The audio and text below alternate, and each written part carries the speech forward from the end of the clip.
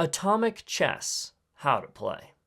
The rules are the same as regular chess except for these changes.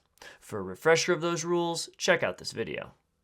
The object of the game is to checkmate or blow up the enemy king. Whenever a piece is captured, a 3x3 explosion on the captured space occurs. This explosion removes all pieces in its range except for pawns, including the capturing piece. If you blow up your opponent's king, you immediately win.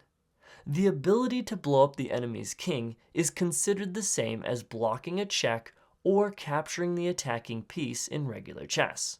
A player, therefore, is allowed to escape what would be checkmate in regular chess by blowing up the enemy king.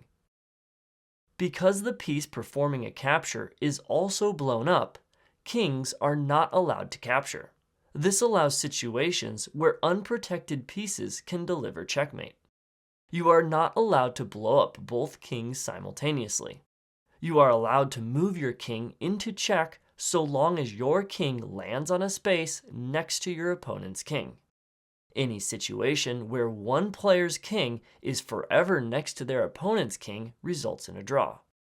Pawns can only be removed from the board when they are directly involved in a capture.